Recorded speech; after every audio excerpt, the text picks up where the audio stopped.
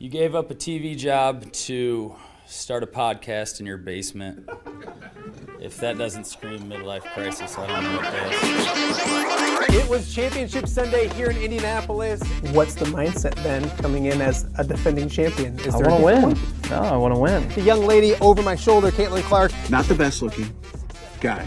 And I don't think anyone's going to sit here and say, Matt Randazzo was really good looking. What has this last month, 2 months, 3 months been like for you? It's an important fan base for the Fighting Illini, is it not? It is. He turned 69 years young last week. You look good, Coach. Oh, try it. Thank you.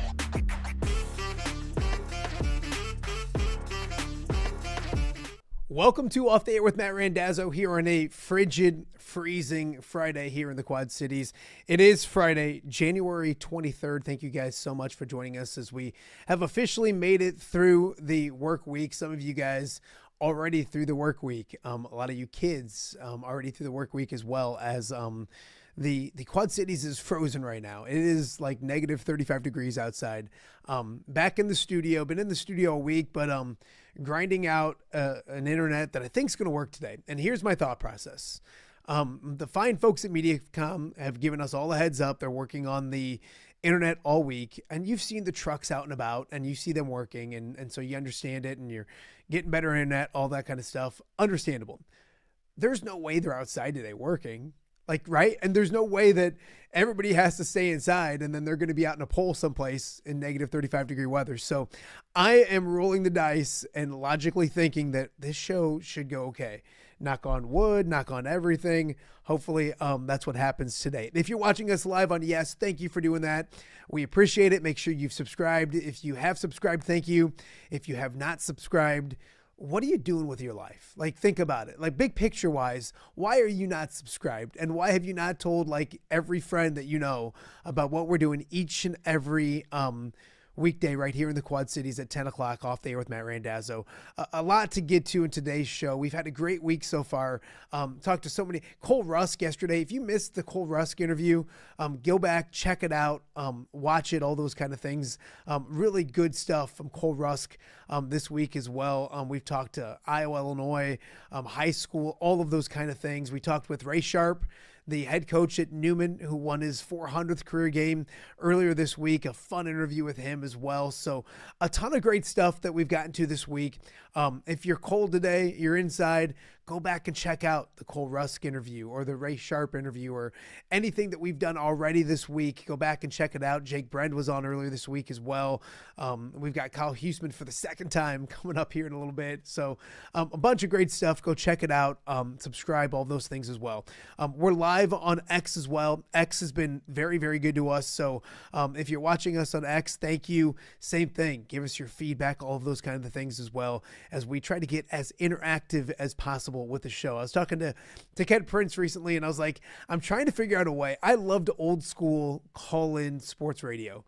I'm trying to figure out a way to get it there. I don't know if I have one yet. If you have an idea, let me know. But that would be so much fun, is to figure out a way to get guests to come on and all those kind of things as well. And not just guests, but callers and all those kind of things as well. Viewers, if you will, to check out the show. We are also on all your podcasting platforms as well. So Spotify, Apple, Podbean, iHeart, wherever you get your podcasts, go on there, put an Off the Air with Matt Randazzo, and you can listen to the show each and every weekday. I would suggest that. Much easier to listen to me, and that can be difficult, than it is to look at me. So any way you partake in and check out and consume the show, we greatly appreciate, as we're over a year of doing this great show, this fun show right here in the Quad Cities. Great.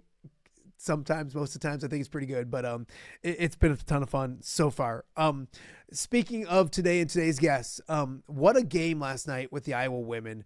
They win once again. They're 8-0 in Big Ten play. They go on the road to Maryland and win, and the way they did it was crazy. We've got Kyle Huesmann to talk all about that, and a huge night for Journey Houston, a former Quad City standout, former Davenport North standout that continues to make the most of her opportunities, and that's exactly what she did last night. More on the Iowa women, a lot with the Iowa women and Kyle Huesmann coming up in just a little bit as well. Also, later in hour number 1 into hour number 2, we'll be talking with our good friend Kedric Prince. Ked doesn't like the Hawkeyes, our Illini expert, but he hates the Boilermakers. I mean, he hates Purdue basketball, and that's what is coming up tomorrow.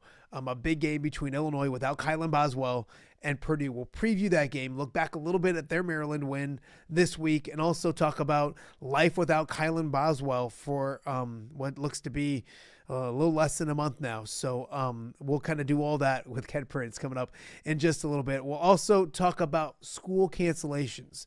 I'm going to reminisce a little bit on the beauty of school cancellations and why it's kind of changed a little bit. We're also going to talk about baseball, because baseball's got big moves happening. There was a big trade yesterday with Mackenzie Gore, and like, you never hear about it. I think baseball's got a big problem, and it's the NFL and other sports. But we'll talk a little bit about that as well. I got a little rant, and then also the picks for this weekend when it comes to the NFC and AFC championship games. We'll get to all of that coming up in a little bit. The news and notes from yesterday is simply Iowa basketball.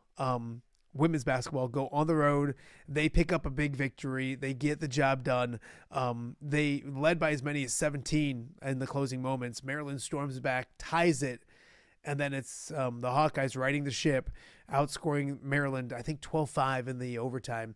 They win that game. So a big victory for Iowa. Kyle Huesmann in a matter of moments to talk about that as well. One other quick news and note that I wanted to kind of talk about. The NFL, obviously, it's championship weekend. I know Bears fans kind of letting things sink in after a really remarkable season. And I truly mean that. And the offseason will be crazy with player movement, but for the Bears, when you have success, your coaches go elsewhere and they have opportunities elsewhere. Declan Doyle has a opportunity. He's interviewing, I think, in Philadelphia to be the offensive coordinator out there. So keep an eye on that one. But one that's already happened is Eric Bieniemy, their running backs coach, is going back to Kansas City as the offensive coordinator for Patrick Mahomes and Andy Reid and the Chiefs. So a nice move back there for him. But also the running game for the Bears were good. And obviously it's Ben Johnson, it's the offensive line coach, but Eric Bieniemy did a great job. He had 2 running backs that were very productive for the Bears this past season. So we'll kind of continue to keep our eyes out on those kind of things as well. But we're going to start today's show with a familiar face right here on OTA. So let's start with the Iowa women and start with a very, very, very familiar face here on Off the Air with Matt Randazzo. I'm thinking about just changing the whole format. You can come on every day. We'll just call this Off the Air with Dazzo and Kyle. Thoughts? You might have to start paying me if we're going to get on every day. All right. I understand. We got a lot to digest when it comes to the Iowa women. I got to ask you real quick. Do you have a favorite school cancellation story from when you're growing up? Oh boy. School cancellations. I don't know. You know what I mean? Like, do you ever remember, like, I remember one time waking up and looking outside and going, it's nice out. Why are we not at school? And I ran out because I thought we overslept. And my mom's like, no, we got iced out.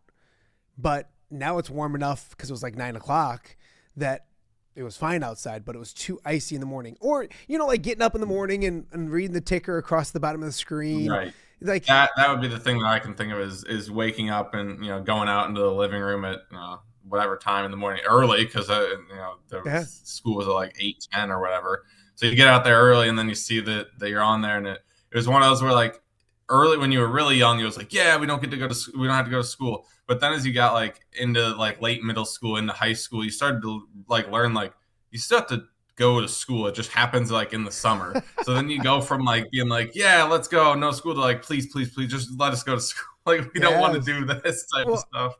I mean, in terms of my favorite story of not going to even winter, it was there was like a big storm in Bettendorf, and like I think that it confirmed a brief tornado touchdown like not far from my house, and the Bettendorf High School lost power, so we didn't have to go to school for a day. So that's like the more exciting one that wasn't winter related. Yeah, there was a water main break at my kid's school on Wednesday right towards the end of school. And they were so excited. They're like, we're not going to have school tomorrow. And they got it fixed overnight. And so those are the ones that get you. Those are the best ones. Yeah. Like now it's like I got 3 kids that are excited. My 4th one is, but like, he's like, what about my game tonight? Like that, you start thinking about those kind of things too. Like you don't want to miss out on the things you like after school just to miss school before school and all that kind of stuff. So, all right. Enough. Yeah. They always had like 1 or 2 days that they wouldn't make up or something. Cancellations, they wouldn't make it up at the end of the year, so you'd be like, all right, like one's fine. But once you started hitting the days that they had to tack on to the end, you're like, all right, this just isn't worth it. Yeah, they had a few built-in days. All right, to the important stuff.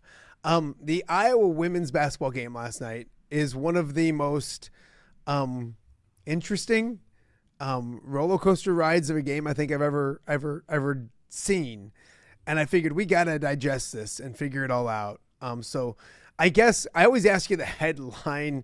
I don't know if you can ask a headline, but I always ask you your headline of the game. What's the headline of this game for the Iowa Hawkeyes going on the road, getting a victory against a ranked foe at Maryland?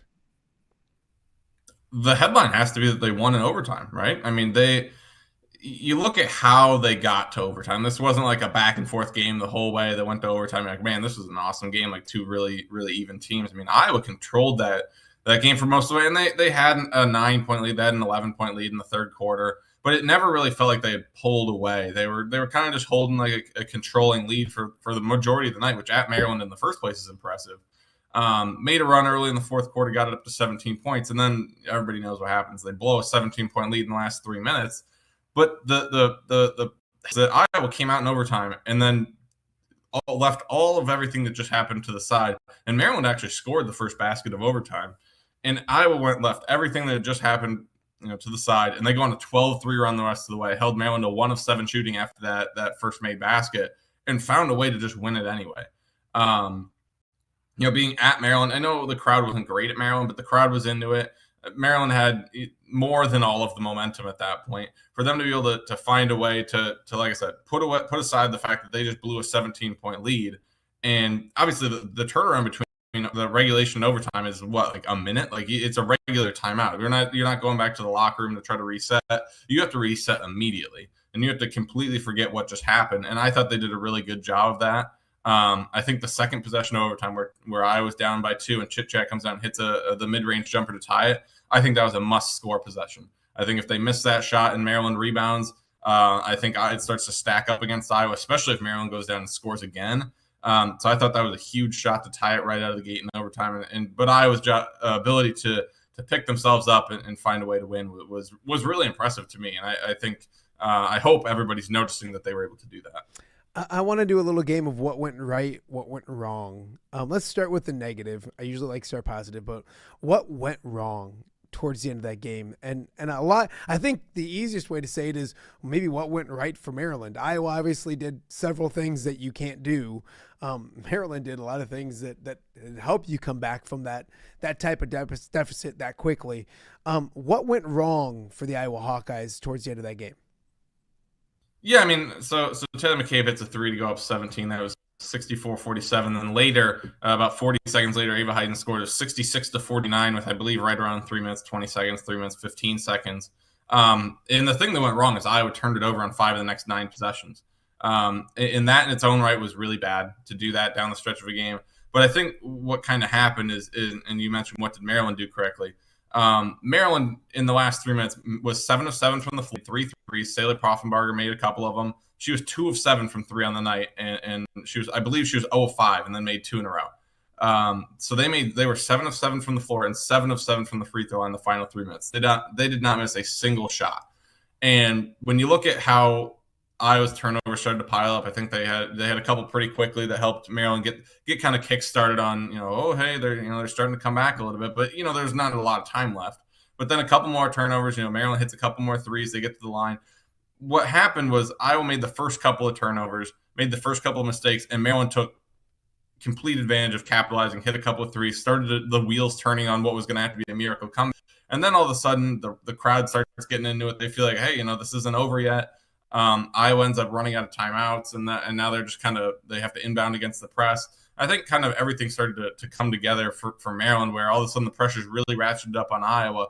And I think the difference is Iowa makes those first couple turnovers. Had Maryland missed a couple of shots, and instead of it being like an 8-point game, it's a 12 or 13-point game. Iowa probably doesn't feel as much pressure. But all of a sudden, the Maryland team that really hadn't shot well all night is all of a sudden making every single shot they throw up. They're getting to the free throw line. They're making those free throws. That ratchets up the pressure even more, because all of a sudden it's in your head, like, if we turn it over here, Maryland's going to, they're going to make another shot. Like, they haven't missed at all in the last couple of minutes. And I think that's exactly what happens. Iowa got in their own head and made some mistakes.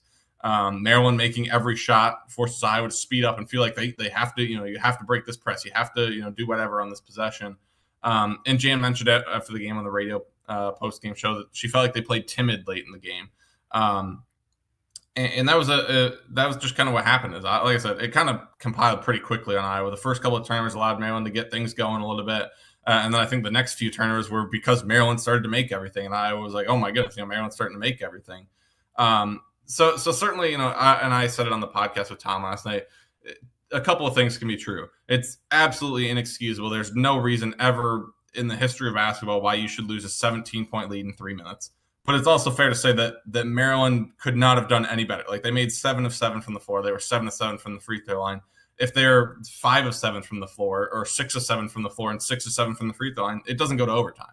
So Maryland did everything they had to do to send it to overtime, but Iowa also basically did everything they had to do to let it go to overtime. So I think both things can be true. Iowa blew it, but Maryland also did a very good, basically perfect job of getting it to overtime. Kyle Huesmann from I almost said from off the air. Basically, sometimes he is. Kyle Huesmann from the Hawkeye Report joining us right now on Off the Air with Matt Randazzo. Kyle, early in the game, Iowa got contributions. Ava Hayden was really good. When you and once again, Hannah Stolke played well, rebounding, assists early. I think at halftime she had 4 assists.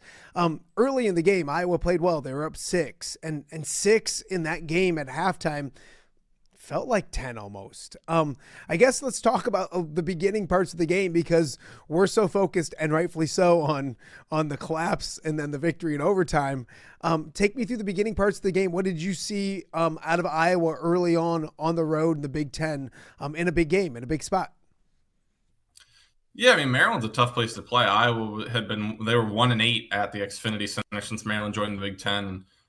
Certainly Maryland's had better teams than this one this year, but I mean, it's a really tough place to play. They don't lose there a lot. So it's one of those games where Iowa needed a good start. And they weathered an early run. They got out to a 5-0 lead, and Maryland went on a 10-2 run to get it to 10-7. But Iowa weathered that early run, went on a 9-0 run of their own, and ended the first quarter with the lead. And really from there, just kind of had control of it. Like I said, it never really, especially in the first half, never really got up to double digits or anything higher than that. But it just seemed like Maryland would make a couple of baskets and Iowa would make a couple of baskets. And then, yeah, there were stretches where neither team made baskets. But it's kind of what we've pointed to a couple of times this season, where Iowa has had some stretches where they've missed some baskets. Happened at the end of the Michigan State game. But they were able to get the stops on the defensive end that they needed to make sure that it didn't turn into a run for the other team. It happened for brief stretches in the first half where maybe Iowa missed 2-3 looks that I thought were pretty good, but also they got stops on the other end to make sure that Maryland wasn't able to take a lead. And then actually through the third quarter, Iowa had led for almost 28 of the 30 minutes. So they were really pretty in control with a couple possession lead throughout, got it up to 8, 9, 10 a couple of times. But yeah, I thought Hannah Stolke was really solid, especially in the first 3 quarters, first half of the game. Ended up finishing with a double-double, 12 points, 11 rebounds, 5 assists, did have 4 turnovers. A couple of those came during that late. I think 2 or 3 of them actually came down the stretch there. So again, for the first 3 quarters, Hannah was really good in terms of assist to turnover ratio. And she's now got 18 assists over the last 3 games. So that's been pretty impressive to see her share the basketball. She's up to 52 points over the last 3 games. And I believe it would be like 28, 29 rebounds. So she's been really productive over the last 3. And then Hannah was only 4 of 13 from the floor. So that's something that you probably want to see a little bit better. But on the other hand, Ava was very good, finished with 20 points at 8 rebounds. She was 9 of 13 from the floor. She did get her 3rd and 4th foul really quickly late in the 3rd quarter. That was kind of the thing that kept her from, I mean, she still plays almost 32 minutes. I think she could have played 35 minutes had she not gotten those fouls. But yeah, I thought overall there were a lot of like pretty good performances that are kind of getting swept under the rug because everybody wants to talk about the final 3 minutes in overtime. Taylor McCabe was pretty good again, 4 of 8 from 3-point range. That was big. I think she needed one of those nights. She made 3 threes against Michigan State, but it was 3 of 11. So not great percentage wise. She needed one of those nights where she hit 4 of 6, 4 of 8, that type of thing. That's 50% night. Maybe that's enough to get her kind of out of the shooting slump that she had.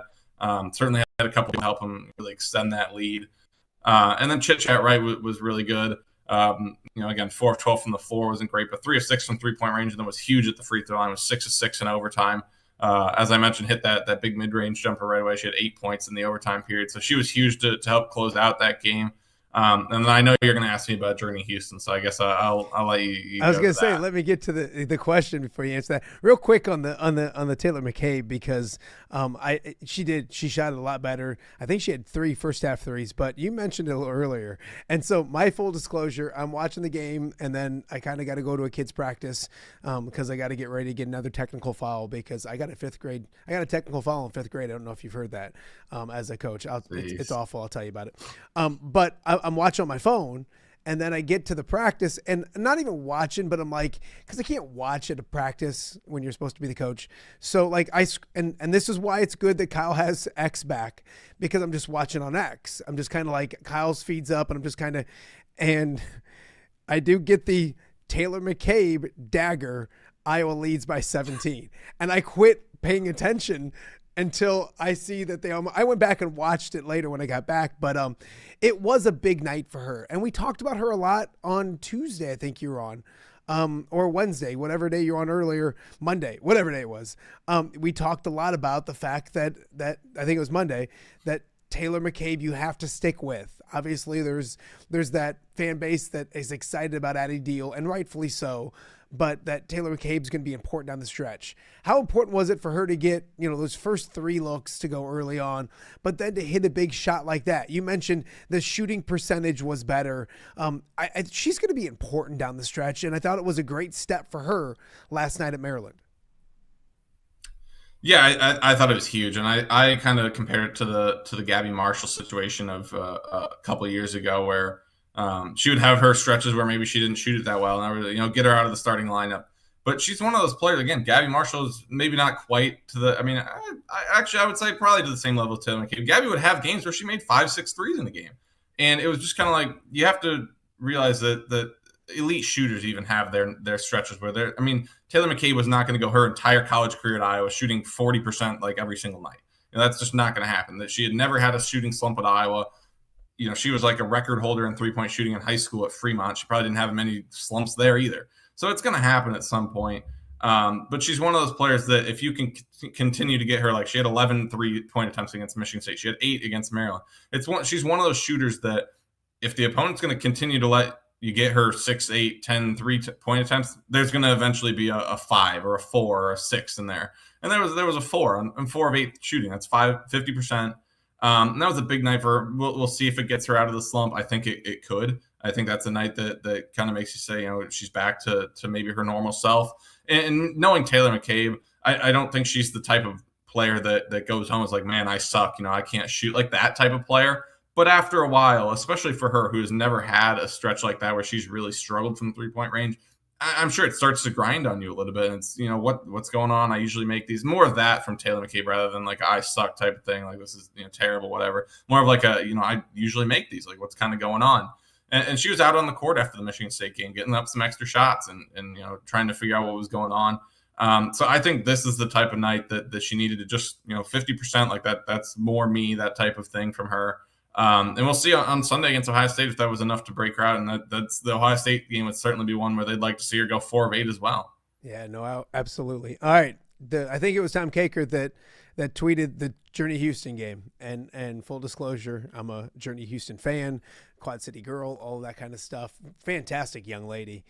She does what's asked of her. And I think as a freshman in this program, you have to almost do that. I mean, you look at Ava Hayden last year. She's amazing this year. She had to be patient and evolve and come to. And same thing with Addie Deal starting to play better basketball. Journey's just, every time she gets in the game, she's productive. Usually rebounds wise. Her rebounding numbers, it's like 8 minutes, 6 rebounds. And you're like, she's almost averaging like a rebound a game. Last night it was 10 points in the span of 4 minutes or whatever it was. How important was Journey Houston to what Iowa did last night at Maryland? I think if Iowa won that game by 15 points, we would have been talking about the crucial stretch that the Journey had late in the third and early in the fourth quarter. And really, we are still talking about it because it was still very crucial to the game. It just didn't quite get to the end of the end result the way we thought it would. But Ava Hayden gets her third and fourth foul pretty quick. I think in the span of like 30 seconds or a minute. And all of a sudden has 4 fouls with like 2 minutes left in the third quarter. And your first immediate thought is, oh man, like there's still 12, 13 minutes left in this game and Ava's on 4 fouls. She's going to be out a while. And Jan opted to go to Hannah Stolke at the 5 and Journey Houston at the 4. And we know Hannah's going to be fine at the 5. She's played the 5 for a number of years. Maybe not the position that she wanted to play, but the position they needed her to play. So when you move Hannah to the 5, the question isn't generally, what's going to happen now? Hannah's going to be fine at the 5 generally. When Journey Houston's in at the 4, can she be, we talked about the rebounding, obviously a great rebounder, but in that situation where Journey's going to be in for an extended stretch of the 4, can she give you a couple of baskets? Because obviously the rebounding is great. She finished with 6 rebounds in 13 minutes. But if it was 0 points in 13 minutes or 2 points in 13 minutes, that's a little bit different because they needed her to be in a little bit larger role with Ava on the bench. They had to move Hannah to the 5. You still need scoring. You can't ask everybody else to score. Journey Houston's going to be one of those people that has to step up and score a little bit. And she was great. It was actually 10 points in 2 minutes and 51 seconds. That is pretty phenomenal to be able to do something like that, especially someone that's not shooting threes. Caitlin could have done that, could do that easily. 3 threes and a foul where she makes a free throw or something in 3 minutes is pretty. I mean, not simple, but more simple for a guard. And Journey comes in and makes 5 baskets in the span of 3 minutes. Maryland did cut the lead to 44-39 late in the third quarter. She had 2 big buckets right at the end of the quarter. And that was actually big to get Iowa. They go into the fourth quarter back up 9 when Maryland had kind of cut into it a bit. And then right away there in the fourth quarter has 3 baskets in the span of, I think it was 53 seconds. And all of a sudden the lead was 12. So her stretch there at the end of the third and early fourth quarter with Ava Hayden on the bench where you're not putting her back in the game because she's got 4 fouls, to see Journey Houston step up and make some big time plays. I don't know if she scored 10, 12 points in the game. I don't know if that's a season high for her, but we don't generally see her score that many points. It's more of like, she had 8 rebounds and maybe she had a couple of, big rebound in a basket. It's 4 points and 8 rebounds, but 10 points and 6 rebounds, given the fact that Ava was on the bench and Hannah was moved to the 5 was crucial last night. And that's the type of player they needed to be. Sometimes there's going to be games where she comes in and plays 6 minutes. And sometimes there's going to be games like last night where, maybe someone's in foul trouble, or maybe it just works better for her to be in the game. She's going to play 13, 14 minutes.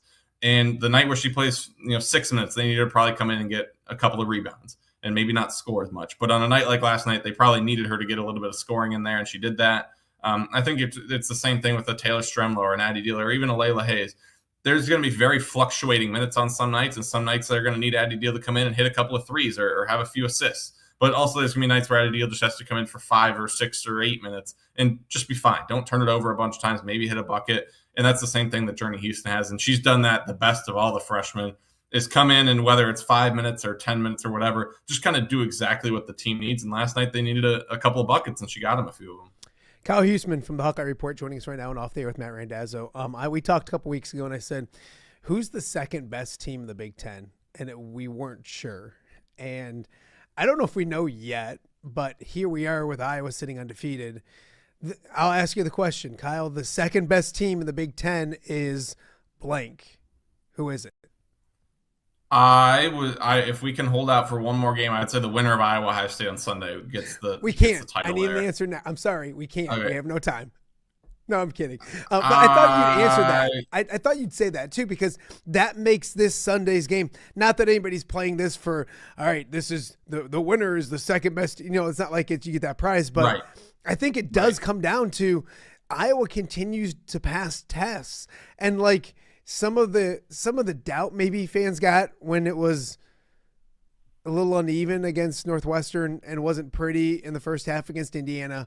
So those doubts kind of been put to rest last couple games because they've played and beaten really good teams. How big is Sunday's game? Obviously 2 very good teams and another chance for Iowa to prove that they are maybe the second best team in the Big Ten. Yeah, I think I got 3 points for you here. First off, if you make me choose, I think I would go with Ohio State as the second best team in the Big Ten right now, mostly because Ohio State just a couple of days ago, they played in that Coretta Scott King Classic for MLK Day. They beat TCU.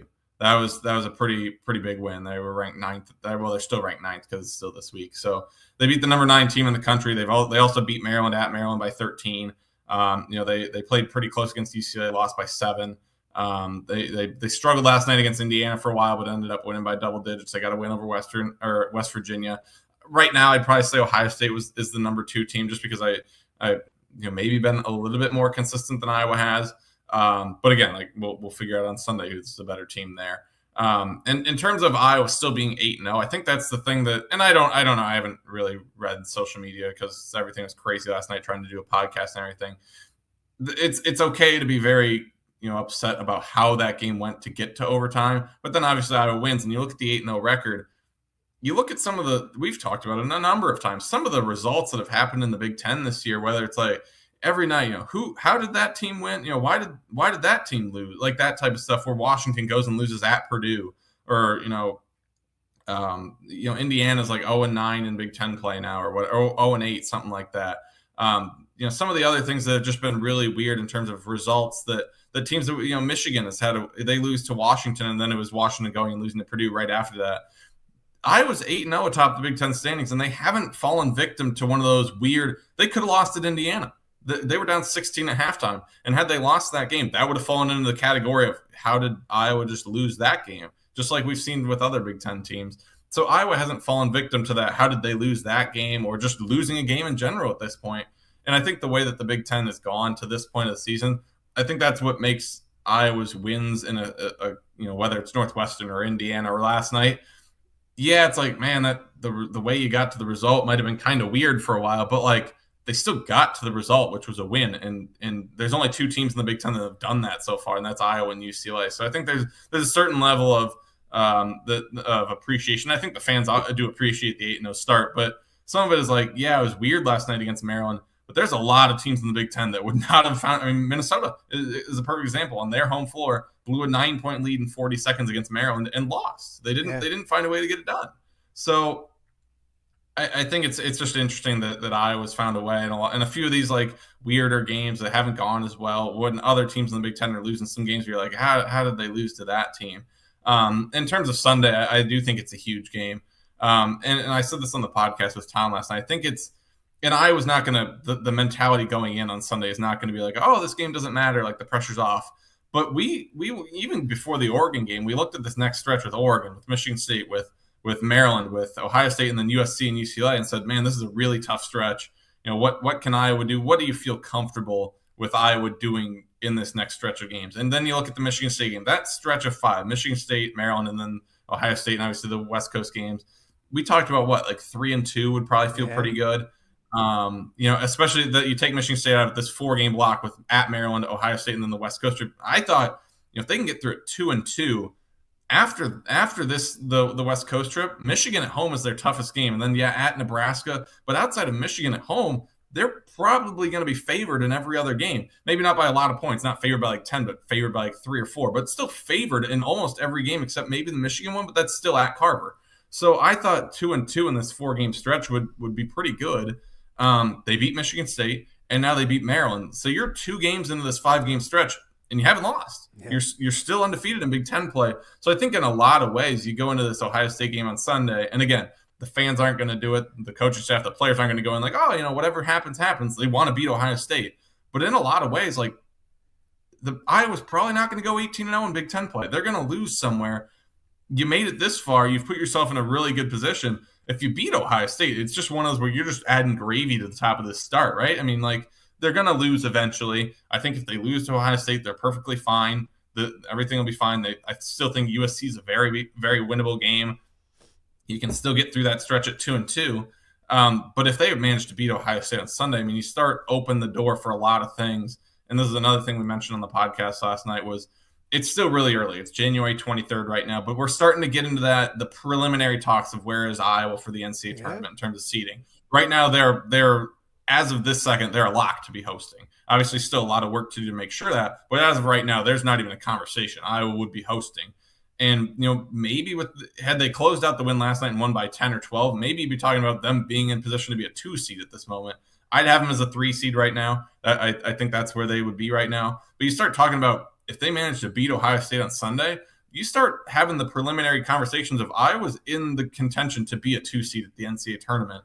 And like I said, obviously you still got to go beat USC there, and you got UCLA, and then tough stretch down. I mean, you still got Washington, you still got at Nebraska, you still got Michigan, you still got Illinois, who's a good team. So there's still a bunch of tough games down the stretch. But you start to have those preliminary talks of because of what Iowa's done so far, you throw in a win over Baylor in non-conference play. They're still a tough team. Iowa's done the work to not only be hosting right now, but start talking about maybe a 3 or a 2 seed. And I think that's why Sunday's also a big game because it is still early. It's still January 23rd. But those type of wins, you get a win over Ohio State, you can start having those conversations of how high can Iowa climb the ladder for the NCAA tournament. And I think I think Iowa can easily be a Sweet 16 team, especially if they host. But you start talking about can Iowa be an Elite 8 team? I think they got to get to a 3 seed. They got to maybe get to a 2 seed. And Iowa's a 2 seed can beat a 3 seed. And Iowa's a 3 seed could possibly upset the right 2 seed. I don't know that Iowa's good enough to be a 4 seed and beat one of the 1 seeds, whether that's a UConn or a South Carolina or a Texas or UCLA. But because of what Iowa's done so far in Big Ten play, like I said, the Baylor win is also going to be helpful. Iowa themselves in an early position to potentially get a 3 or a 2 seed at the NCAA tournament, which gives them a better chance of getting to the Sweet 16 and beyond. Kyle, we were just talking the other day if they could split. I think we said if they'd be happy with a Maryland and Ohio State split. They got that part of it done. Obviously, now they don't want to split, but I don't know why, but 14-4 stands out to me. Like if they like maybe 13, maybe 15-3, but if I told you before the season that Iowa finished 14-4, and that's probably putting UCLA as a loss. And then, right, between Nebraska, Illinois, Michigan, you're still losing 2 of those. So maybe even 15-3. I like to put a little stumble along the way because I feel like in this conference, like you said, just because they're favored in every game doesn't mean they're favored by 10 or 12. Right. There's going to be challenges. Is 15-3, 14-4?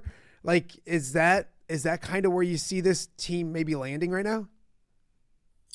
Yeah, I mean, right now you still got the next 3 games. I think it's very possible they could go 1-2 in the next 3 games. I mean, they could go 0-3 in the next 3 games. I don't think that's going to happen. I'm growing more confident by the day that they're going to beat USC. But yeah, they could still go 1-2. You'd be 9-2 after the UCLA game. And the thing of it is like I said, you go down the stretch and there's games that like Minnesota at home. Minnesota's a good team, but at Carver, is Minnesota going to come in and win at Carver? I wouldn't bet on that right now. Yeah. Washington has to come to Carver. Is Washington a team capable of beating Iowa? Absolutely. At Carver, it's tougher.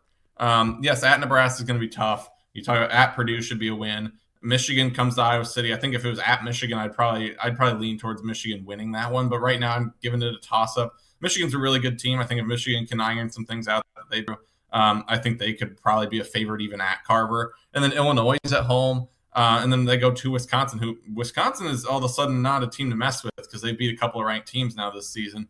But you look through that stretch and you say, outside of Michigan at home, I don't know that Iowa's an underdog. They're not going to be an underdog at Nebraska. And then I don't see anyone coming into Carver and being a favorite unless it's Michigan going on a bit of a winning streak. And then even then, it's only going to be by a couple of points. So it's funny. I still think that, if Iowa at a certain point, it's kind of going to be like the Chicago Bears, right? If you mess around with, the Maryland type game, you mess around with being down 16 against Indiana, eventually that's not going to work, right? And we saw it. They played much better against Oregon. They played much better against Michigan State. I think, what'd you say, 15? I think if they got through this, even if they went 1-2 in these next 3 and were 9-2, I think 15-3 would be on the table because even if they Michigan, I could see them winning the rest of those games. Even if they lost to like a Washington or a Nebraska or something, I could still see them beating a Michigan. I think if they went 15-3 in the Big Ten, I mean that would certainly be enough to be in the conversation of a 2 seed. They'd have 5 losses overall. Obviously, you'd still have the Big Ten tournament to try to add a win or 2. So yeah, I think, like I said, it's hard to evaluate this schedule because you look at Iowa's top level, kind of what they played maybe the first 3 quarters against Maryland, the majority of the game against Michigan State. You look at that level and that team that played for those stretches, that team probably doesn't lose to anyone other than maybe they lose to Michigan, maybe they lose to Ohio State on Sunday. And obviously UCLA, we're just kind of penciling that in as a loss right now. The team that's been kind of playing as of late has the potential of going maybe like 15-3 or 16-2. That's why I think on Sunday is kind of big to see where Iowa can go, because if they get it done and they're 9-0, it's one of those, kind of those core 3, Ohio State, UCLA, Michigan are the kind of the 3 that we're pointing to right now. Those are the ones that they might lose. So if you go especially like Maryland last night was one of them as well. You win that, and all of a sudden, like, your odds of getting more wins in Big Ten play go up because you just picked off one of the really tough games that's left. So if Iowa beats Ohio State on Sunday, that's where you really start talking about, like, okay, where can Iowa actually go in Big Ten play? Because Ohio State is one of their, maybe their second toughest game left on the schedule. The 2 things I got out of what you just said is, 1, there's a lot of really good home games at Hawkeye Arena. coming up down the stretch when you have Michigan coming to town, Ohio State this weekend, Illinois down the stretch coming to town. I think Minnesota coming to Iowa City. There's some really good home games at Carver Hawkeye Arena fans to come see. And you put in top of that the men's team, and they're going to have some big games. It should be a really good couple months at Carver Hawkeye Arena. The other thing is, how dare you compare my beloved Hawkeyes to that national tragedy that is the Chicago Bears? I almost just clicked you off and muted you for the rest of the time. Don't you compare those lovely ladies that are bringing joy to Hawkeye fans everywhere to the I just can't even put those two words in the same sentence. All right, before I let you go, give me, I don't know if you have a prediction yet. I always ask this probably a day or two too early. Just a thought going into Ohio State. And you just mentioned, like you did say, when it comes to maybe that second best team, if you had to pick right now, it would probably be Ohio State in your mind. Your thoughts on Sunday? I don't know if you want to make a prediction, a score, a thought. The floor is yours, Kyle Huesmann. Everybody is looking to you to have some direction for Sunday. No pressure. Go ahead. It's 9 in the morning. They just played Maryland last night. I've briefly looked at Ohio State stuff. That's going to be when I get off here. I'll start getting into the Ohio State stuff. It is interesting. I've got Ohio State stats up here. They've got 2 players averaging in double figures, which is it's interesting when you only have 2 players scoring in double figures, because it sometimes means you rely on a couple players for a lot of the scoring. But then they have players averaging 9, 8.5, 8.5, 7. So they have some decent scoring depth. Jelani Cambridge is a fantastic guard. Iowa did a really good job of limiting Aluchi Okinawa last night. She was kind of a similar guard to Jelani Cambridge. They both really can get to the basket really well. I think Jelani Cambridge is probably the best in the Big Ten in terms of getting downhill and scoring at the basket. So that'll be a tough matchup, presumably for Kylie Feuerbach. The thing that stands out for Ohio State is they're the team that they always are, which is they force a lot of turnovers. They're forcing 23 turnovers per game this season. I don't have their Big Ten stats up. I don't know what they're forcing in Big Ten play. I'd assume it's probably a few less than 23, but they always force a lot of turnovers. But they're not turning it over very much. They're only turning it over 13 times per game. So that signals to me that the turnover battle is going to be really important, because you're facing an Ohio State team that's always going to get up and try to knock the ball away, force turnovers, things, whatever. That'd just frustrate you. Kind of similar level to what Maryland tried to do late in the game last night. And I was going to have to handle that type of pressure. But they also can't expect Ohio State to turn it over a bunch of times. If Iowa finishes with 18 turnovers in the game, they can't expect Ohio State to have 18 turnovers as well, because Ohio State does a pretty good job of limiting turnovers. Ohio State doesn't shoot the 3 very well. They shoot a lot of them. They average 7.6 threes per game, but they only shoot 32%. So they're not a very good 3-point shooting team. They just shoot enough of them that they still make a lot of them. So that I've always thought that's kind of weird when you find a team that shoots a lot of them but doesn't shoot very well. And this is, again, another Ohio State team, another year where their rebounding is pretty average. They're plus 1.6 rebound margin. That's pretty common for Ohio State Kevin McGuff teams. They don't rebound very well. But again, Maryland was a team that hadn't been rebounding very well. They rebounded very well on the offensive end last night. More above average to what they normally do. But Iowa should be able to win the rebounding battle against Ohio State. No, I don't have a prediction for you. I cannot. It's too early for that. I do not blame you. I would call it a toss-up at best. I'm really curious who's going to be favored when that line comes out, because I would probably, on a neutral floor, I'd probably favor Ohio State by a couple of points. I haven't even looked at what Torvik or Warren Nolan says yet, to be honest. I can pull it up quick to see what they're saying. But I would say at Carver, it's basically even. If you give me 1 second here, I'm pulling it up to see what Ohio State says on Torvik. Yeah. Because that'll have last night's games in it. It has Iowa by 7. Wow. That is, I don't know about that. Torvik has Iowa favored by 7.3. 78-71 is what they have. Let's see what Warren Nolan says. I don't agree with that. I don't agree with 7. Warren Nolan has Iowa by 6. All right. So the two sites really like Iowa. 6.5 favorite? 6. Yeah, I would be shocked if I was favored by that much. I think if I was favored, it's only by a couple of points. Yeah. If Iowa was favored by 7, I would be on Ohio State plus 7 in that one. I'm surprised that it's that high. I really am. Yeah. No. I think it's a toss-up. I think it's going to be a really good game. Ohio State's playing really good basketball. And credit to them, because I didn't think they would be this good. I thought maybe they had some depth issues coming into the season, but they've certainly done well enough. And like I said, I think it's a huge game because I think if Iowa loses, I don't think there's much there in terms of, oh no, like, all right, they were going to lose eventually. Ohio State's a really good team. But again, like I said, if Iowa goes into Carver on Sunday and gets a huge, which we've seen over the years, we've seen them get a million huge wins at Carver. If they add another one and they're 9-0 in Big Ten play, everything starts to, again, I don't want to get way ahead of things, but if they win and they're 9-0, you start the preliminary talks of how can Iowa be 16-2 in Big Ten play? Can they be 15-3? Can Iowa get a 2 seed in the NCAA tournament? Again, there's obviously a lot of games like you said where they're maybe going to be favored by 3 or 4 points. Tough games, but games that they're going to be favored in, and if they can take care of business down the stretch, a win on Sunday, you can start having some of those conversations of 3 seed, 2 seed, stuff like that. Yeah, absolutely. It's a 1:00 tip. Carver Hawkeye. I'm assuming it's right before all the. Is it on a national network before the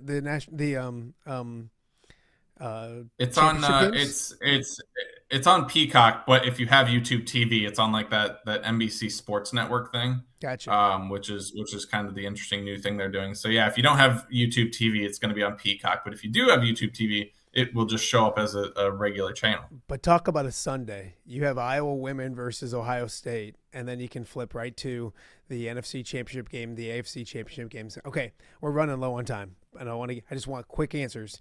Who's playing in the Super Bowl in a couple of weeks? Who wins this week? What do we got? We got Patriots, Broncos, and Seahawks, Rams. Is that right? I think it's going to be Seahawks, Bear. Hey, Seahawks, Bear. Oh, no, never mind. It's Rams. Rams. It's Rams. Go ahead. Sorry. I'm done. I'm done. The Lions didn't even play. The Lions didn't even play. Well, for a second, I was like, wait, what? Hang on. I was like, the Rams won, no, right? I'm just I'm being a jerk, and my team didn't even play, and so everybody can mess. I'm gonna say Rams. I'm gonna say Rams Patriots. Ooh. I would have maybe picked the Broncos if Bo Nix did not get injured. That's brutal. Yeah. For him to get injured there in that spot in the season. I'm gonna go Rams Patriots. I think the Rams I think the Seahawks are really good. I would not be shocked if they won, but I'm going to go Rams Patriots. It's funny. I texted Kyle yesterday. I said, hey, can you give me 20 minutes tomorrow? And he said, sure. Well, 40 minutes in, and we're done. And thank you for helping me fill a Friday show when it's freezing outside, and I'm worried that my internet's not going to work anyways. So I appreciate you. Make sure you're following Kyle. HawkeyeReport.com has everything you need. Kyle on social media. Like, literally, welcome back, because I did have my phone with the Kyle Huesmann site up, if that's a page or whatever, account up, following along at home. So I appreciate you, my friend. Stay warm. We'll catch up soon. Yeah, thanks for having me on. All right, that is Kyle Huesmann joining us right here on Off the Air with Matt Randazzo. A lot to talk about. What a great, interesting victory. And he mentioned it. That's the Journey Houston game. That literally is the Junior Houston game, and that's all we're talking about this morning. If Iowa just goes on and wins by 12 or 10 or 5 or whatever. Obviously, it changed the narrative a little bit going to overtime, but now responding and winning 8-0 in conference play. Got a chance to improve on that against Ohio State. Excuse me, coming up on Sunday at Carver Hawkeye Arena. We got much more to get to. We're going to switch from the Hawkeyes to the Illini. My good friend Kedric Prince is going to join us to talk about Purdue and Illinois coming up tomorrow in West Lafayette. All of that, much more. You're watching a frigid Friday edition of Off the Air with Matt Randazzo. Stay warm with us and stay right here. All right, be honest. Are you craving Hungry Hobo again? You know, that fresh sliced meat piled high on those amazing sandwiches, hot off the grill chicken and steak with all those delicious toppings, the biggest and best selection of baked potatoes, or simply some waffle fries dipped in cheese. Well, now that Quad City favorite is even easier to get. Download the Hungry Hobo app today. Order ahead, skip the line, and earn rewards all at the same time. There's Double Points Monday and exclusive specials as well. With 12 locations in the Quad City area, it's Hungry Hobo. Now even easier to find, but still hard to resist. Rafferty Funeral Home, dedicated to serving families in the Quad Cities since 2007. Hi, welcome. Here, come on in. An experienced staff plans each service to reflect the unique life and legacy of your loved one. Rafferty Funeral Home is proud to serve our community with dignity, respect, and compassion, helping you to celebrate your traditions and lasting memories no matter your faith, culture, or budget. Rafferty Funeral Home in Moline. Call today to discuss prearrangements.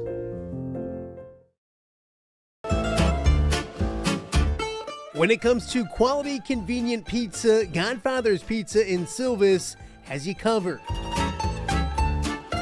Featuring a beautiful dine-in area, delivery, and a carry-out window. Godfather's Pizza is that pizza you grew up with, not a convenience store. You see, at Godfather's Pizza, the dough is made fresh daily. That mozzarella cheese is shredded fresh and never frozen. And those toppings are abundantly piled high each and every time. Locally owned and operated since 2010, Godfather's is a huge supporter of local athletes right here in the Quad Cities. So come on by and check them out at 1211 Avenue of the Cities in Silvis. Order online at godfathers.com and reunite with that same delicious pizza you grew up with.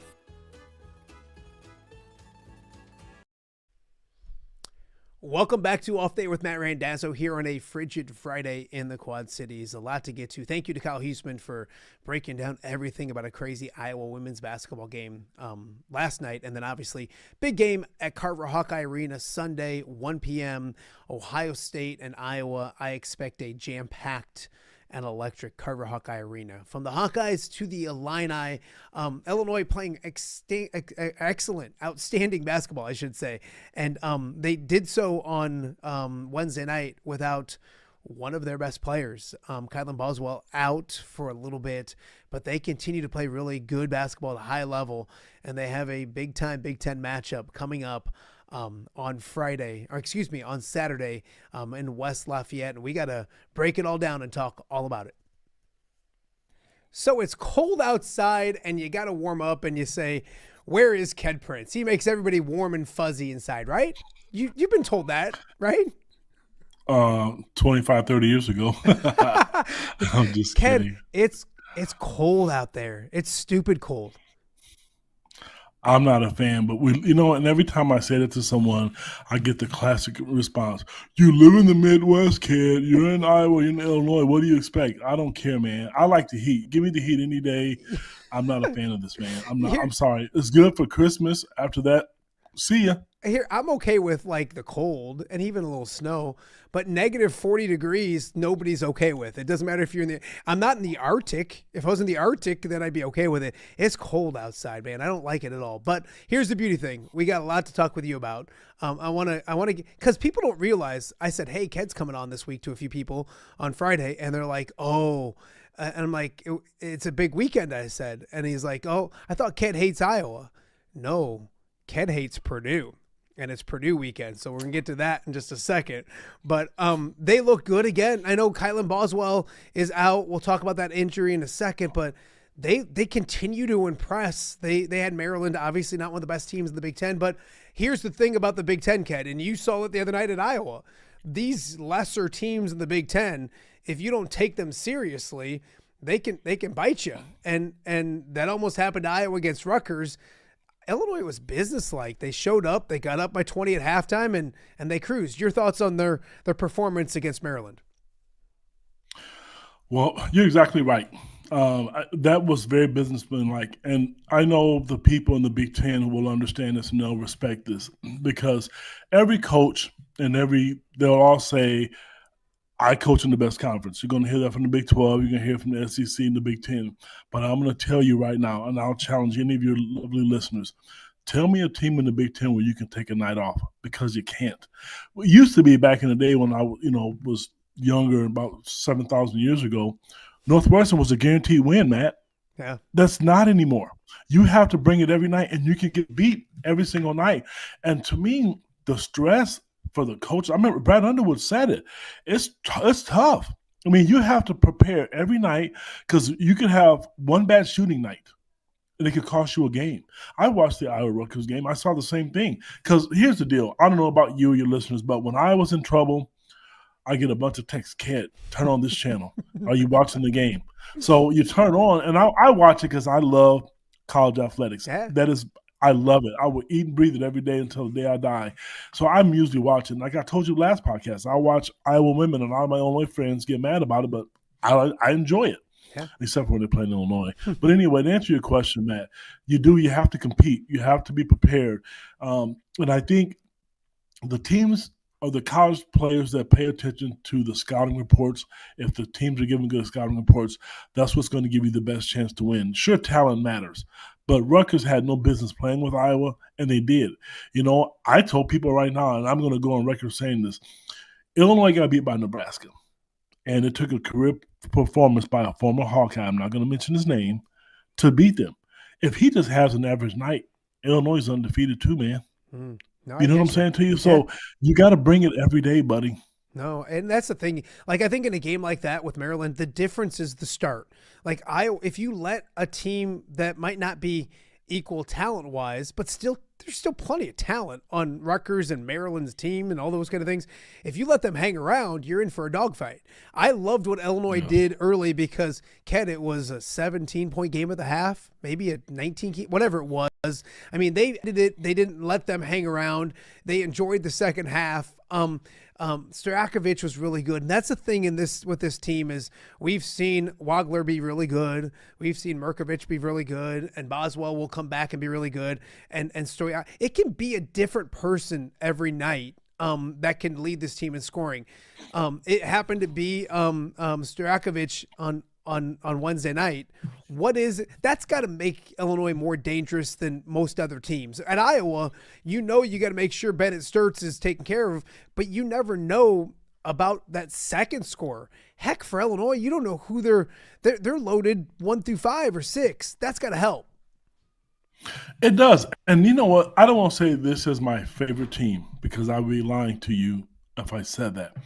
But I'm going to tell you, I'm impressed. This team is good, Matt. They are good. And the Iowa City win, when they went to Iowa, here's a couple of games. When they went to Iowa and won, I didn't think they were going to win. I just didn't because I know it's Iowa and I watched Iowa play enough. They went in and they went to work early and right away. Mm-hmm. And then last night was huge for me. Excuse me, when they played Maryland the other night. I'm sorry, I got my days mixed up, Matt. Yeah.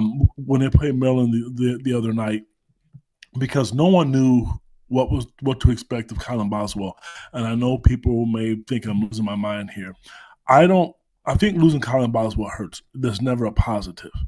But if there was one guy on the team in the starting 5 that they could lose, I thought it would be him. But defensively, that's tough because we're going to talk about this in a second with the upcoming game.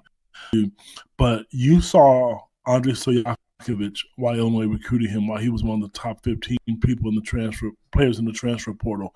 He can do that all the time. He started the season out doing that. I didn't like the fact that he was deterring a lot. Now you saw, if you watched the game, you saw a very focused kid. You saw Keaton Wagler, Merkovic. Those guys, they've all said in the press conference, which we know was cliche. They're going to say the right thing. We all have to step up and blah, blah, blah. They did that. They really did it, and they looked different. They looked focused, and you're right. There's not very many teams. Purdue's one of them. Michigan's one of them. Illinois is one of them. I don't even think Michigan State is. You can have either one of those starting 5 players lead you in scoring. They've all done it. Yeah, no, I completely agree, and that's the dangerous part of Illinois. I got to ask you, you just said this isn't my favorite team. What is your favorite Illinois team? I'm probably going to take us down a road we don't need to go all the way down, but like you said, like you almost said it like it's almost – So in my – Go ahead. I'm sorry. No, I was going to say it's almost like, do you like Keelan or Kennedy more? Which we know it's Kennedy. But like it's picking your favorite kid. What's your favorite Illinois team? I got to ask you. I'm going to answer it, but to all the guys out there listening, because I'm friends with a lot of the players, they text me. There's 3 or 4 players, and I can put it on Facebook. They will text me one day a week just to see how I'm doing. I mean, just to literally check in to say, hey, kid, what's up? And they appreciate me. And one of them I do a podcast with. And again, I'm sorry, so don't get mad at me, fellas. But my favorite team of all time was 1989. The 1989 team they were just different. They were built different. The way they played, they were all the same size, 6'6", 6'7". And Kenny Battle, my favorite player on that team was Kenny Battle. I mean, and he's one of the guys that texts and talks to me. And what's really weird, and I'm embarrassed to say this, we're about the same age. When he calls me or texts me, I get nervous. isn't that creepy kind of? Because it's like, dude, you're a legend to me. And I'm like, you're calling and talking to me like we've been homies since elementary school. Yeah. I think that team was special. My favorite player right now, it has always been Kenny Battles, but I think there's a tie between him and Terrence Shannon. I don't hide that from people. I know the new people love the fact that I like him. The reason I said I couldn't say much because I know Marcus Griffin is a good friend of mine, and he brought up a lot of good facts. I went to a party down in Champaign once, and all the players were there. And you're not going to be surprised. I put on the show for everybody in this bar because I started an argument with who was the best team, and a lot of those players were there. And they brought up good facts. So, anyway, that's for a different time. But anyway, that's my favorite team. Why would you do that? Why would you start an argument? So I can't imagine. Matt, it was classic. D. Brown was there. Kenny Battle was there. Sergio McClain was there. Marcus Griffin, Corey Bradford. They were all there, all defending their teams. I love it. And, it was one of the best. And my daughter was there. We got in the car. She was like, you are not my father. There's no way in the hell I'm going to claim you.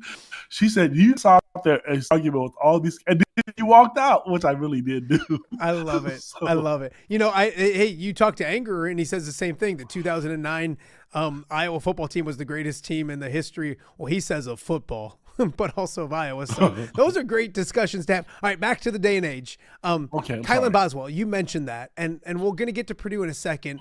When you hear about the injury, obviously you don't want to lose anybody. You mentioned if there was maybe somebody in the starting five you could get away with a month without, it might be Kylan Boswell. But I know he's super important, especially on the defensive end. What does that injury mean moving forward? No, but I think the beauty thing is you're going to get him back eventually, and that's a very important thing. But what does it mean for the short term for Illinois? Well, this isn't coach's speak. Kylan's a great kid, and the leadership role that he's taken, only being there for 2 years, is truly amazing. I had a chance to talk to his father, Brandon. I talked to him before when he went to Arizona, so we're not friends, but we're acquaintances. And I texted him when I found out about the injury, and the first thing he said was, they're worried about the team. But what I took away from it was that this guy's mature. What they're going to miss, Matt, is that Kylan really is a difference maker on the court defensively.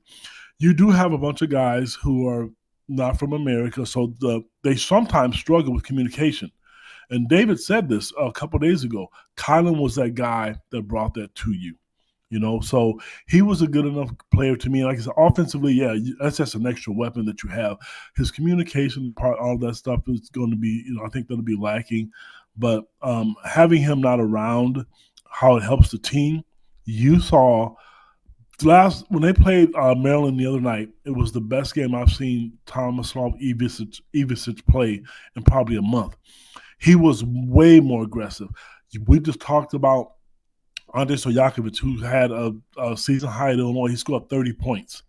David Merkovic, 8, 9, 10 rebounds, 15, 16 points. Then you had a guy named from I can't believe I almost said this. Jake Davis, I always call him Jake from State Farm. I don't know why. I almost called him Jake from State Farm. I really did. I mean, he came in and put up some good numbers. So how it's going to benefit them, you got a bunch of guys that were already playing well. Now they're evolving without you. And don't misunderstand, think, when he comes back, it's going to slow down. It's not. Because I've seen them when they did. When they played Alabama, even though they lost, you saw them all clicking. So that's the part where, to answer your question, not to be long-winded here, having him sit out, I think it's going to make the other players communicate, talk, grow, be more aggressive on the offensive end. If he's having a bad night or somebody else is, to take the load off them. No, I completely agree. Kedric Prince joining us right now and off there with Matt Randazzo. I give Illinois fans a hard time because you do like to tweet about the officials, and Iowa fans do too. So I understand that. I remember when Iowa played Purdue, going, "Oh crap, Ked's right. This is ridiculous." Illinois goes to Purdue Saturday 2 p.m. I believe. That place made me mad when Iowa was there. I mean, the whistles, the calls, some of the things that I watched with my own eyes, and I hate being that guy that just like grabs the remote and scrolls back and been like, did that just happen? How do you prepare for Purdue knowing that if there's a school in the conference that's going to get a home whistle, it's probably the Boilermakers? Well, let me start by saying this. You're right. I struggle with it. And if you ask any coach off the air, they're going to tell you the same thing. And I'm going to try my hardest not to be long-winded and answer your question. I do get frustrated. And it's not just – I'm not looking for favoritism. I'm not. I don't even want to hear people tell me, when you're looking at people who bet the home team should get 3 or 4 points. Call what you see. And I will say this, the worst officiated game that you watch on television, I don't care if it's soccer, hockey, NBA, is Division I women's basketball, number one. It is atrocious. I feel so bad for them. At my age, you would think I would stop throwing remotes and talking to the TV because the TV is not going to talk back to me. I don't understand why I do that. But it stinks because I feel bad for the players. Sometimes they're in situations they're playing hard, and then officials will call something that they think they see, Matt, and I don't like that. And all you have to – and you really see it in football. Because if they actually push someone out of bounds, and if the home team starts booing, a 3-second delay flag is going to come up. Yeah. That is, to me, that's not right. It's not. So I'm not going to continue to complain about them because there's guys out there who I think work too many games. I think they're tired. And I don't like this part of it. Matt Randazzo, you're on the University of Iowa bench, and you're playing, and I'm going to use Ted Valentine because he's another guy, this old school guy. You complain, oh, that's a foul. And what do you see, Matt? They raise their hand, they blow the whistle. Why? Just anybody out there listening to this podcast, watch and see something that you think is there and watch the opposing coach or watch the coach say something, and then the hand goes up. So, yes, I don't like it. Back to Purdue. I'm not concerned. I don't know why. After what I saw the other night with it when they played Maryland, and Illinois has been challenged. Okay, you talk about playing Tennessee, Alabama, UConn. They went to Iowa and won. They've won 4 road games. They went to Northwestern and won. They may get beat. But I'm going to tell you, this is probably the most confident I've had. And I'm going to go on record saying this, and your listeners can call me out. They go to Nebraska, they go to Michigan State, and they go to Purdue. They're going to get one of those wins. And if I had to bet my truck on it, I'm thinking it's going to be Saturday. I don't care if Purdue lost to UCLA the other day. Illinois matches up well with them. I really do think so. And you're right. They get calls, Matt. No, that's the one. There's 2 concerns about Saturday that I have if I was with the Illini. One is they get calls. I'm not a blame the officials type of guy. I'm really not usually, although I have been a little more on social media. I think you've been having a bad influence on me. I am. But I was shocked last game when Iowa played there. Like there was a take to the basket for Cale Combs. He gets destroyed. There's no foul. The ball goes to the corner, and they call a blockout foul on Cooper Koch. I couldn't believe what I saw. So that concerns me in that place. And then I don't love the fact that they just got beat by 30 or whatever it was. I don't know if they got beat by 30, but I'm confusing the games. But they lost to UCLA. I do think I don't like a team coming off a loss back at home. It always worries me. But with that being said, you like Illinois, and I'm not saying I don't like. I think they're going to be a good basketball game. What do they have to do in order to win the game? Forget about the officials and all those kind of things. What are the keys to Illinois winning that game on Saturday? Hey, I want to make one more comment before I answer your question. Yeah. I want people to understand this, Matt. I have friends that are officials that I know that follow me on social media. Before you start trying to text or call me, there are bad officials, but they're good officials. There's good doctors, there's bad doctors, there's good lawyers, there's bad lawyers. It's life. But my thing is, if you want to be out there doing your job, you got to be held accountable. Some of these guys are here. They look like Stevie Wonder and Ray Charles, Matt. They're not held accountable because guess what? They're working the very next night. That's not okay. I know at my job, on my other job, if I walked down the halls or did something that was inappropriate, I'm going to be held accountable. Yeah. They should be too. Well, here's the keys thing. to the game. Real to quick, me. let me jump in on that for sir. a second, because I like, and it's more basketball it's more football, but like I don't get why the NFL they'll have the expert to come in after for a review or for a controversial call, and it's just lip service. They just say what they're company people. Did one of them ever say like, yeah, they got that one wrong? That's atrocious. They always go, well, I agree with what was seen on the field. Like, that's what I don't get. No. And then there's a pool report after the game, and they come up with some nonsense as well. You don't get better if you can't say, like in life. That's in life, Ked. If we just thought we were great all the time, we won't get any better. And so, like, you just said, it's exactly right. Have some accountability for what's going on, and these guys just simply don't have that. Matt, they really don't. I know a couple of years ago when I was sitting at press row down there at Champaign, I was talking to one of the officials. I don't know if they still do it or not. They used to have iPads, each official, and then when they would go in the locker room, they didn't get to take their shoes off and have popcorn. They went over to got to look at some of the controversial calls that they were looking at. So that, I hope they still do it. I don't know if they do that anymore or not. And I'm not being mean to them, but you mentioned about how the guys come on and give an analysis. I'll tell you what's more frustrating. How about the guys calling the game? They have the replays. They can clearly see it. And I'm like, you see the same thing everybody else is seeing, but you don't want to get in trouble. You don't have to be mean and nasty about it. Say it's a bad call. Yeah. Just, it is what it is. Yep. And at the end of the day, they have to own it. Like I said to you, you make a mistake in your everyday life, we have to be held accountable. And I don't want to see anybody lose their job.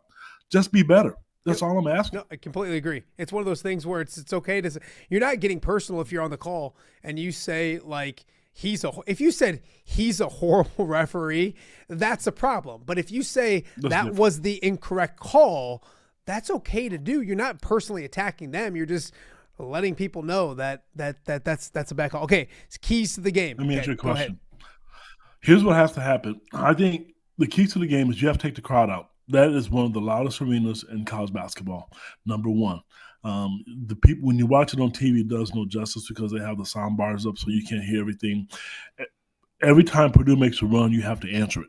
You better answer the call because, unfortunately, like you said, when you started this part of the conversation, as part of the podcast, they're going to get some calls. Mm-hmm.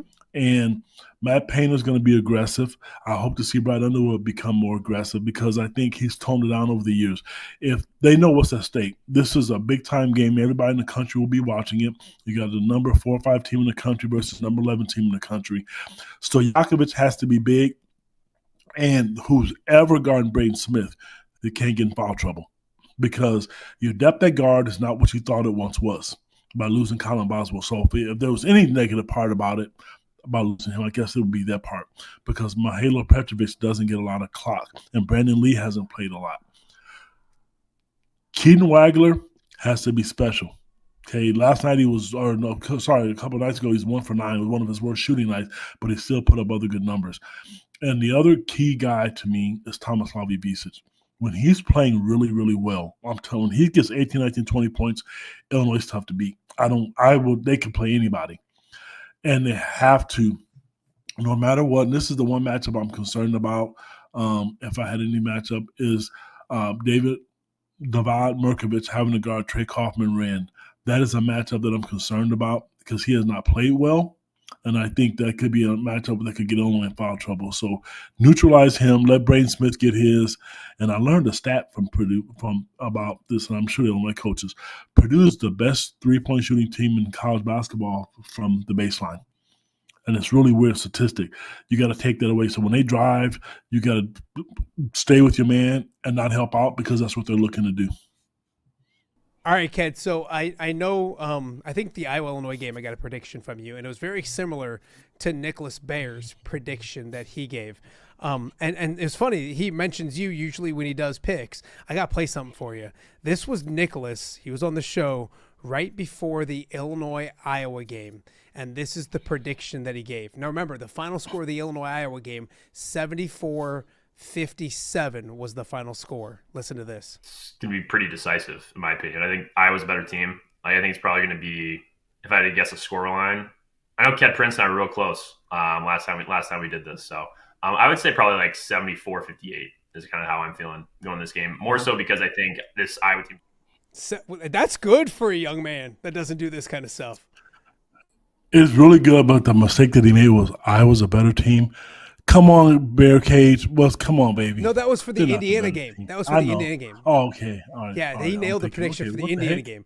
For the game with That's pretty good, though. With you guys both had like 673. It was close. Yeah. You guys are right on it. So anyways, give me a prediction of Purdue, Illinois. Give me a score for Saturday. Illinois 75, Purdue 73. I do think they're going to win. I'm sorry. I'm really confident this time. And I know. And I'm not like it. I'm a negative Nelly. No. You pick against Illinois in here all the time. So, okay, before I let you go, I want to talk to you a little bit about football. Yesterday's show, we had Cole Rusk on the show, and we both know him well, and fantastic young man and all those kind of things. I've supported a lot of things, and I thought Cole did a great job of talking about the future, and I think he's in a great spot in Arizona. I think he's going to do a great job. I don't know how Illinois let him out the door. And I get they didn't play maybe a ton towards the end of the season, all that kind of stuff. I go back to the Ohio State game. I go back to the Washington game, the touchdown against Duke. I think he's super. I've been on board with a lot of what Illinois football has done. I can't believe they let that young man get out the door. This is the part where you see me bite my tongue, and I'm going to be politically correct here, and I'm going to be really nice. Let me give you a statistic. I learned just before I got on this podcast, Cole Rusk has more receiving yards than any tight end that Illinois had in the last 5 years, and he couldn't see the field. Mm-hmm. That's all I'm going to say, man. I'm going to leave it at that. I thought he did. Go ahead. It makes no sense to me, man. I don't understand. I was told why, and that's not my business to be putting in the streets or anything. Nothing bad, nothing like that. I mean, he's a great kid. You guys have to know him, and his father is, a good friend of mine. His father and my son fished together, so there's a good family relationship there. But I'm gonna tell you, from a Quad City standpoint, it stinks, but also from a talent standpoint, he's a very good player, and it stinks that he could not finish his last year there. Yeah, no, I completely agree, and that's one thing. Like I'm on board with a lot. I think he's in a great spot, Ken. I think he's in a great spot. They have a really good quarterback in Arizona. They use the tight ends. I think he's in a good spot to be productive as he possibly can. And you he was on the show yesterday. He is Illinois through and through. He bashed Iowa 3 times on the show. That's how Illinois he is. He bashed Iowa 3 times on the show. So really good as well. So hey, I appreciate you doing this. Good luck this weekend. I do think Purdue, and I wish Boswell was playing. Do they play again? Nope, that's what stinks. And they only play Michigan once. But that makes the Big Ten tournament even more intriguing. Where do they play Michigan at? In Champaign. Oh, so that's the advantage of that. Okay. Maybe we'll get some calls. I'm just kidding. No, you're gonna go down to that game, aren't you? Yeah, Mraz coming home. If it wasn't negative 65 out of Purdue, going to Purdue would be great. I would love to see that. We didn't get a chance to talk about it, but the fans, man, they made me not. They make it tough for me. I love you now compared to Purdue. You're my new besties. Really, Purdue fans are that bad? Listen, when Illinois played the Purdue, here's the thing. We got to wrap it up. No, Illinois never won a national. Illinois has not won a national title. Purdue hasn't either. Brad Underwood has more wins than anybody in the Big Ten than any coach in the last 6-7 years. But Illinois stinks. They're trash. They won Big Ten titles. They won conference titles. That's what. And then the way they attacked me on social media. Am I crying right now over spilled milk? Yes, kids crying like a little kiddie. Grow up, people. It's sports. You're not going to win every game. And that were my friends texting me thinking, Ked, I feel bad for you. I'm like, you know what? I'm going to take it because every time Illinois beats them, I was nothing to me. It doesn't matter if they're playing checkers. I want them to lose. I love it. I saw people at the beginning of the show, Ked's number one arch enemy right now is Purdue basketball, and it comes facts. It goes big time stage, front and center on Saturday. Hey, don't go anywhere. I'm gonna throw everybody to break. I got a little quick story I gotta tell you. So, Ked, I appreciate you. We'll talk soon. Thank you. That is Kedric Prince chatting with us here on Off the Air with Matt Randazzo. We got a lot more to get to. It's freezing outside. You're inside. You're warm. You're watching OTA on a Friday. We'll be right back. Give me the keys. Learning to drive can be stressful for both the student and, yes, the parent as well. Relax. There's an easy way to avoid the stress. Skiles Driving School in East Moline has been helping new drivers hit the road with confidence for over 20 years. Whether you're a teen earning your first license or an adult looking for behind-the-wheel training, we've got you covered. Their certified instructors are patient, experienced, and use modern vehicles equipped for safety and comfort. From classroom instruction to real-world driving, we make learning safe, affordable, and even fun. Call 309-278-0098 or visit skylesdriving.com. Skiles Driving School.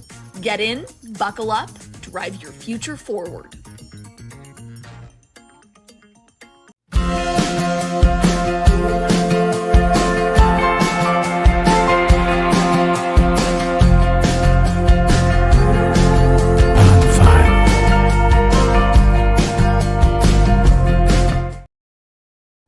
Hello, Dan Pearson here of FCA. Our team is thrilled to support Off the Air with our good friend Matt Randazzo. We share the view of the power of sport when it comes to relationships, including the influence of the coach. FCA believes the coach is the most influential person in America. Matt celebrates local coaches and athletes. His content is informational, insightful, and inspirational. Our Fellowship of Christian Athlete team loves partnering with Off the Air with Matt Randazzo while we engage, equip, and empower coaches and athletes in our 23 counties. FCA, the heart and soul in sports. View from the West, the podcast covering Illinois high school football.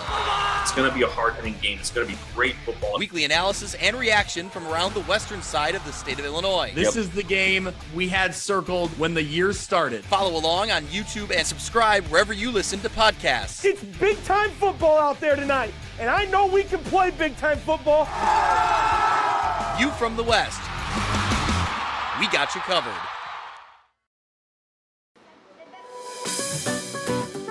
Are you looking for the Quad City's best chips and salsa?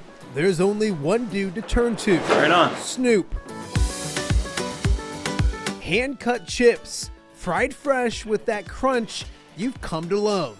And the most addicting salsa with delicious fresh ingredients each and every time. Pick up your chips and salsa, queso, enchiladas, and much more at the Stern Center in Rock Island. To place your order, simply call the man himself. It's Snoop at 309-314-8197 and find out for yourself what the rest of the Quad Cities already loves.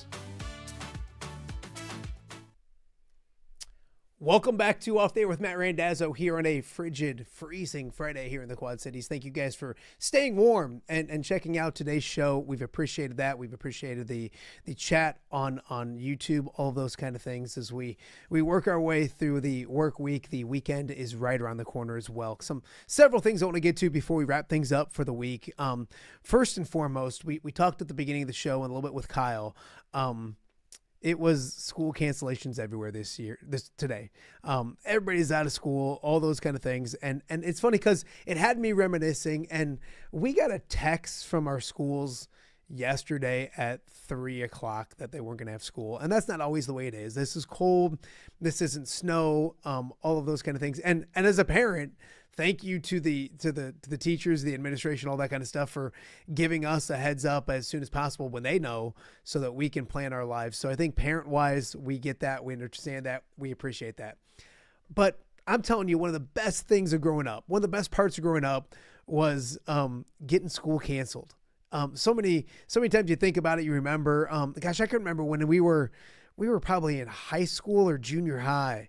There was something like this where it was just like, it was too cold to go to school, which the old school person in me is like, you're inside, go to school. But anyways, and I remember we missed like almost a week of school because of no school and because of the cold. So, but what I'm getting at is I loved getting up in the morning. My mom was a teacher, so sometimes we would hear the phone tree. Back in the day, they had a phone tree where, they cancel school. I think they'd tell a few teachers, and then those teachers had two other teachers to call, and then those two teachers had two other teachers to call until everybody kind of knew about it. So we found out that way a little bit as well. But you got up in the morning and you ran out and you hoped that your school was at the bottom of the screen when it comes to to the TV news and all that kind of stuff. It's funny because you're to the point nowadays where those are sponsored. Those crawls are sponsored and probably good money because everybody's looking at that. Everybody's watching that. So school cancellations are brought to you by whatever. We should do that on our show. That'd be a good idea. But anyways, so that was always the fun of it. It was always in alphabetical order. So you're always waiting and hoping. And sometimes it was there, sometimes it wasn't. But when it was there, you went wild and crazy and all those kind of things. I think it's one of the best parts of growing up. It's changed a lot. Now you go to social media and you look and there's the cancellation. You get the text message, all of those kind of things. Much more efficient. I'm not saying it's a bad thing, but the beauty of growing up back in the day was school cancellations and finding out you had no school. And it's amazing. You get a day off school and it's no big deal. Like if you know it's coming, if it's like a Saturday or whatever, or you're in the spring or in the summer. But when you get a day off of school, when you knew you had to go to school, it's just the best feeling in the world. I mentioned to Kyle, one time I was growing up and I woke up and the sun was shining. It was like 8:30, 9 o'clock. I'm like, oh my gosh, we overslept, which we never did. So I went and run out to the living room. My mom, we were supposed to be at school. And she's like, well, relax. We had an ice storm overnight and it was too icy to get to school. But by 9 o'clock in the morning, it was wet outside. I'm pretty sure it got warm enough that I shot baskets in the afternoon. I know we weren't running around in the afternoon and left and went out and about. So those are the best ones, is the ones that it doesn't have, like, you don't have to shovel. Like, this is pretty good. This is okay. Like, I don't have to go outside and shovel or anything today. I just got to stay warm. And then go watch high school basketball tonight because it's too cold to go to school. But yet we're still playing basketball at night. That's another story for another day. And I'm happy. Hopefully they play tonight. It gives me something to go do and watch some high school basketball as well. So there's my little, not rant about school cancellations, but reminiscing a little bit, because those were the best days of the best days. When you got a day off school, it was absolutely awesome. Another thing I want to bring up is Major League Baseball. There's been some big things happen in Major League Baseball. Earlier this week, the White Sox traded Robert to the Mets. That's a big deal. Yesterday, the Rangers acquired Mackenzie Gore. It's the former number 3 pick in the draft. He's a good pitcher. Like, that's going to really help the Rangers. That's a big deal. Heck, you even go back to when the Bears and Packers were playing. You got word that Berkman was coming to the Cubs, and it's like Major League Baseball. I know when news comes out, it's when it comes out, but the last thing you want is the city of Chicago to find out they're getting one of the top free agents during that game.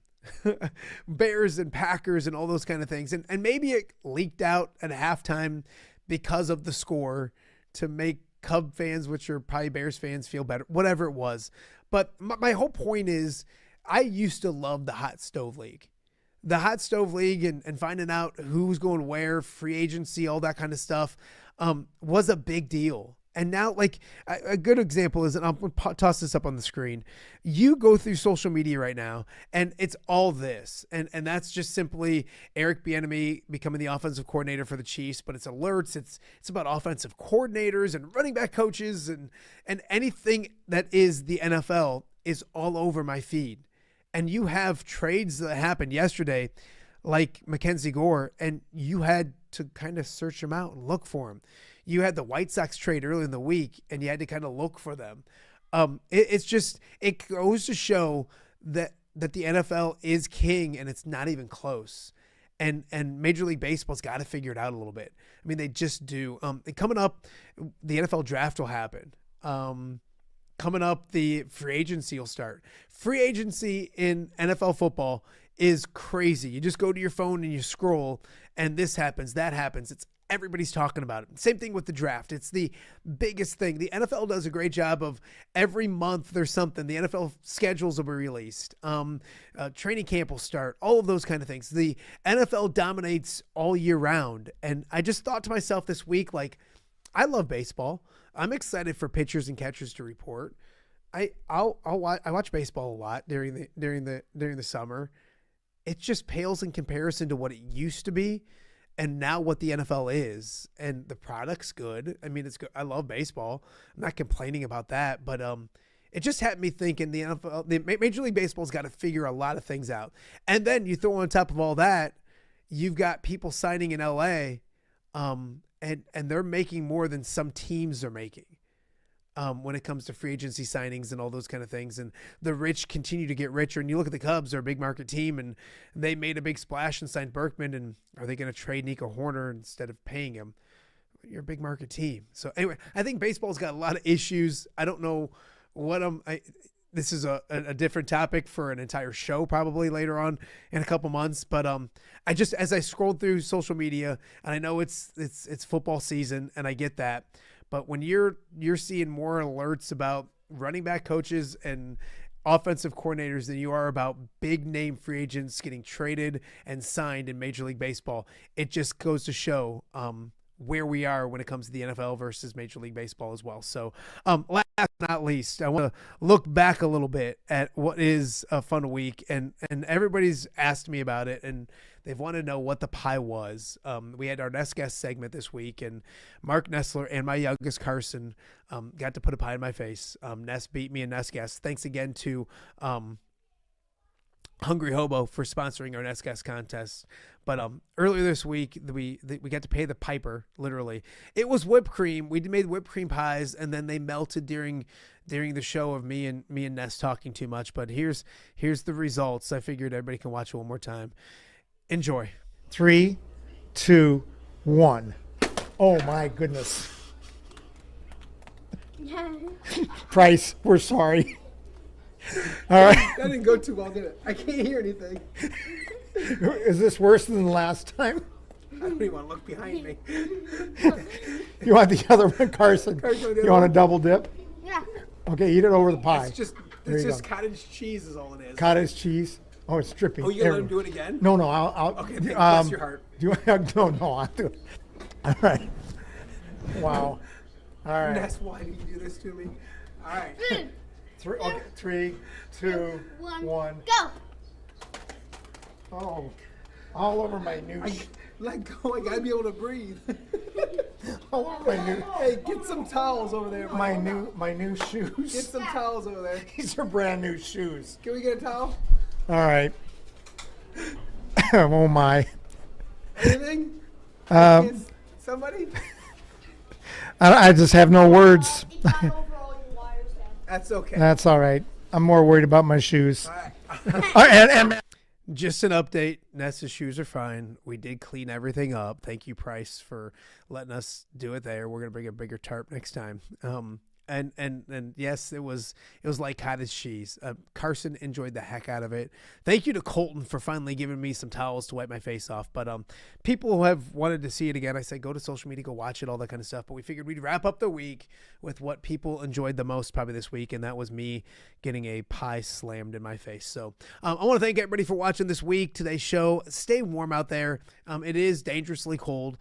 So be safe, stay safe, enjoy the weekend. NFL predictions. Give me the Rams to win. I had them from the jump this postseason. So give me the Rams this weekend and give me Buffalo. It's just too much to make up for losing your starting quarterback and Jarrett Stidham and all that kind of stuff. We'll probably be talking all about him on Monday and how he led the Broncos now to the Super Bowl. But give me the Patriots and give me the Rams this weekend. I am in a Survivor, and I don't know what I'm going to use for my Survivor. I may not use that for my Survivor, but picks here on the show, we'll go we'll go Rams, and we'll go Patriots. We'll see how we do coming up on Monday. Guys, enjoy the weekend. A lot to get to next week. Logan Jones, Iowa outstanding offensive lineman, getting ready for the NFL draft. Logan Jones will join us early next week and a whole bunch more. We got a busy week next week. Enjoy the weekend. We'll see you guys back here next week.